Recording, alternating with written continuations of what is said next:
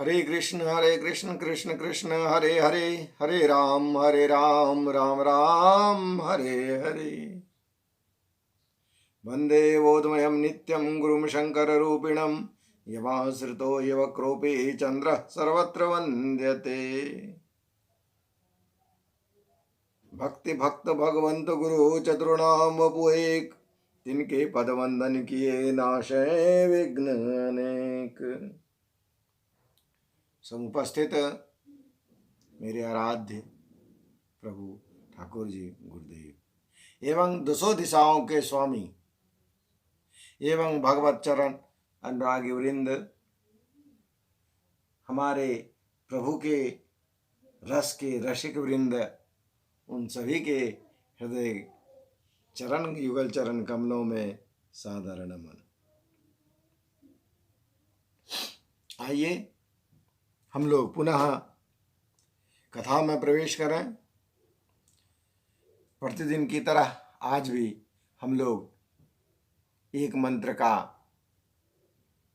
श्रवण करेंगे, उनका सामान्य अर्थ और यथामति उस अर्थ को थोड़ा सा अपने शब्दों में हम लोग श्रवण करेंगे।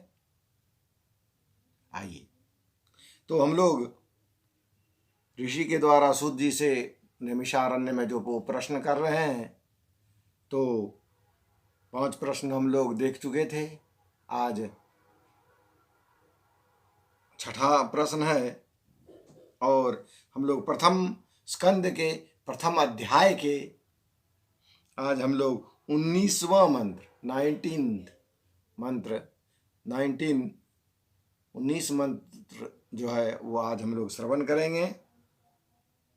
आइए, वयम तो न वितृप्याम उत्तम श्लोक विक्रमे, यृण्वताम रसज्ञानाम स्वादु स्वादु पदे पदे। अर्थात पुण्य कीर्ति भगवान की लीला सुनने से हमें कभी भी तृप्ति नहीं हो सकती है, क्योंकि रसज्ञ श्रोताओं को पद पद पर भगवान की लीलाओं में नए नए रस का अनुभव होता है। एकदम सही बात है, क्योंकि हमारे प्रभु जो है वो रसो वैसा है, रस स्वरूप है। और सबसे बड़े रसपान करने वाले कौन है? हमारे हनुमंत लला। कैसे कहा जाता है कि सबसे बड़े रस के रसिक जो हैं वो हमारे, क्यों?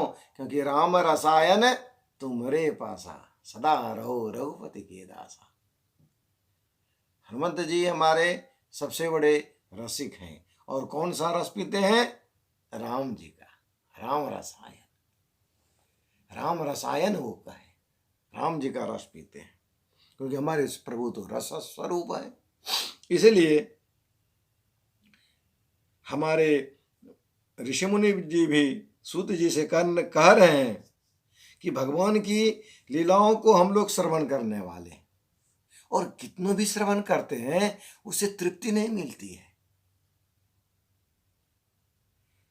सच्चाई बात है। तो मन करता है थोड़ा सा और सुन ले, थोड़ा सा और सुन ले, क्योंकि भोजन तो आँख से भी किया जाता है, कान से भी किया जाता है, रस से भी, रसना से भी किया जाता है, नहीं नाक से भी हम लोग भोजन करते हैं। सभी चीज़, सबका अपना आहार है। जितनी इंद्रियां हैं सभी का अपना अपना आहार है। तुम्हारा कर्ण कब पवित्र होता है? जब हम लोग प्रभु के नाम का श्रवण करते हैं। और उस श्रवण करके यदि आपका मन तृप्त हो गया तो फिर हम लोग ओरिजिनल नहीं है, अभी बहुत कमी है। क्योंकि संसार के पदार्थों को जब हम लोग ग्रहण करते हैं तो मन तृप्त हो जाता है। हाँ, चलिए चलिए मेरा मन प्रसन्न हो गया, अब मुझे कुछ नहीं चाहिए, ऐसा हम लोग बोलते हैं। लेकिन भगवान का नाम लेते रहिए, मन करता है और ले और ले। क्योंकि जो रसज्ञ श्रोता होते हैं वो प्रत्येक पद पद पर भगवान की लीलाओं में नए नए रस का अनुभव करता है। क्योंकि हमारे ठाकुर जी में सब अंग से अधरम मधुरम कर्णम मधुरम चलितम मधुरम वेणुर मधुरा रेणुर मधुरौ, सब चीज मधुर ही है, सब जगह रस स्वरूप ही है। वो रस उनसे छलकता रहता है, टपक रहा है। उस रस से कैसे तृप्त हो जाएंगे? उनका जितना श्लोक है, प्रत्येक श्लोक से उनके रस निकलता है, उनके रस से अभिभूर हो जाते हैं हमारे भक्त लोग।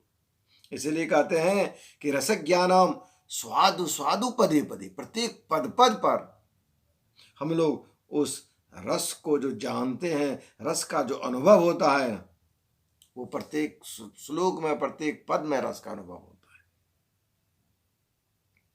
इस तरह से हम लोग की भगवान को रस स्वरूप, जो हमारे रस स्वरूप जो मेरे ठाकुर जी हैं, उनका रसपान करते रहें। आइए नाम लेकर के रसपान करते हैं। हरे कृष्ण कृष्ण कृष्ण हरे हरे, हरे राम राम राम हरे हरे। श्री कृष्ण चरणार्पणमस्तु।